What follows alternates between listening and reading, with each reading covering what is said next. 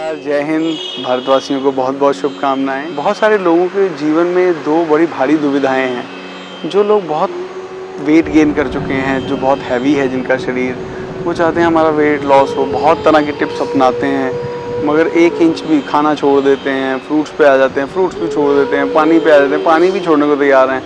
और यदि गलती से उनका 1-2 किलो वेट, 1 आधा किलो कहीं प्लस माइनस में जाता है, सिर्फ 1 दिन के लिए हल्का सा लाइट सा जूस वगैरह ले लेने पे भी वो सारा ही वेट गेन हो जाता है। तो बहुत उदास हैं। दूसरी तरफ कुछ लोग खाने की हर चीज़ ट्राई करते हैं, वेट गेन कैप्सूल्स और ताकत के न जाने कितने प्रोटीन के डब्बे, मगर वेट गेन होता ही नहीं है। आखिर ये क्या है? भगवान ने दोनों की इच्छाएं पूरी करते, दोनों बैलेंस हो जाए। वो छोड़ना चाहता है, वो लेना चाहता है, तो ज़्यादा अच्छा नहीं। तो पहले वेट लो करने के हमारे कुछ माध्यम। वेट लो करने के लिए, वेट लॉस करने के लिए सबसे ज़्यादा ज़रूरी है पानी, और दूसरे नंबर पे सबसे ज़्यादा ज़रूरी है हमारी बॉडी में एसिडिक तत्व की मात्रा का कुछ अधिक होना। नींबू पानी का सेवन, छाछ का सेवन, और इसके साथ साथ ही अगर हो सके तो बहुत मशहूर है, मतलब कि खट्टी कांजी, जो काली गाजर की कांजी हो या फिर जो राई की कांजी हो, उन कांजी से भी फैट डिज़ोल्व होता है। ठीक है। इसके अलावा लंबे सांस, आप जानते हैं जो भी हमारी बॉडी में फैट को कंज्यूम करने का प्रोसेस है, that is reaction known as combustion. Combustion reaction तभी स्टार्ट होती है जब हमारी बॉडी में ऑक्सीजन बहुत अधिक प्रचुर मात्रा में होता है। जिनकी बॉडी में ऑक्सीजन प्रचुर मात्रा में होना कम हो जाता है, या लेने के द्वारा, या बैठे रहने से पीठ की रीढ़ की हड्डी फोल्ड होने पर, और दूसरा लंग्स के द्वारा इन्फ्लेशन और डिफ्लेशन प्रॉपरली ना होने पर, जो ऑक्सीजन प्रॉपरली नहीं एब्जॉर्ब करते हैं, उनका भी वेट गेन होना शुरू हो जाता है। और दूसरी तरफ किसी हद तक मैं ये मानता हूँ कि जो लोग अच्छे से श्वास क्रिया अच्छे से करते हैं, प्राणायाम तो बहुत ऊंची अवस्था है, जो श्वास क्रिया अच्छे से करते हैं वो अपने वेट को कभी भी दोबारा नॉर्मल ला सकते हैं। ठीक है।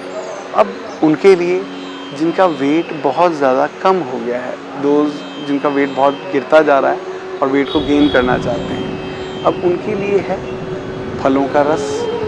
ठीक है। और ऐसे सभी पदार्थ जिनमें फाइबर कंटेंट ज़्यादा हो, आम, खरबूजा, वाटरमेलन। ठीक है।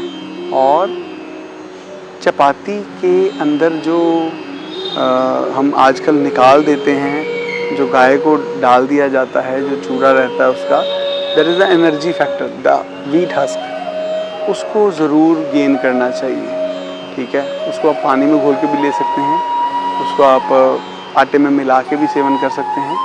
तो ये बड़ी ज़्यादा इम्पॉर्टेंट फैक्टर है। और इसके अलावा वेट गेन करने के लिए भी अगेन ज़रूरी है दीर्घ श्वास। अब आप कहेंगे कि अभी आपने कहा दीर्घ श्वास कंबस्शन क्रिया करता है, तो वेट जिसका लो है उसको तो लंबे सांस लेने ही नहीं चाहिए। अब ऐसा है, उनके लिए दीर्घ श्वास इसलिए आवश्यकता है क्योंकि दीर्घ श्वास लेने से उनकी नलिकाओं में जो एक्सेसिव बीएमआर बढ़ रहा है, वो अवचेतन तत्वों में स्लोनेस में आ जाता है। बीएमआर कंट्रोल में आता है, यानी कि श्वास क्रिया बढ़े हुए बीएमआर को कम करती है और कम हुए बीएमआर को बैलेंस में लेके आके थोड़ा बढ़ाती है। तो दोनों ही चीज़ें बहुत इंपॉर्टेंट हैं। श्वास क्रिया के बिना आयुर्वेदिक कोई भी औषधि किसी काम की नहीं है। उसको श्वास यानी कि डीप ऑक्सीजन ज़रूर चाहिए। ये हमारे कुछ रेगुलर नेचुरल टिप्स हैं जिससे वेट गेन, परंतु बाकी सभी औषधियाँ भी हैं जिनसे कई प्रकार के लाभ होते हैं। आरोग्यवर्धिनी वटी, मेदोहर वटी और रसांजन वटी। ठीक है। ऐसी कई वटियाँ हैं, कई प्रकार के कल्क हैं जो लाभकारी हैं, परंतु उनको अपने आयुर्वेदाचार्य के परामर्श से नाड़ी का विवेचन करवाने के बाद ही ग्रहण करें। मेरा आप सभी से अनुरोध है, इस प्रकार करने से हमारा देश फिट होगा। जो लोग अपनी कमज़ोरी के कारण आगे नहीं बढ़ रहे हैं, वो कमज़ोरी को दूर कर पाएंगे। जो लोग मोटापे के कारण कुछ नहीं कर पा रहे हैं, वो फिट हो जाएंगे। याद रखिए, यदि हमारा देश फिट होगा तभी तो हम किसी और को जीत पाएंगे, कहीं और तरक्की कर पाएंगे।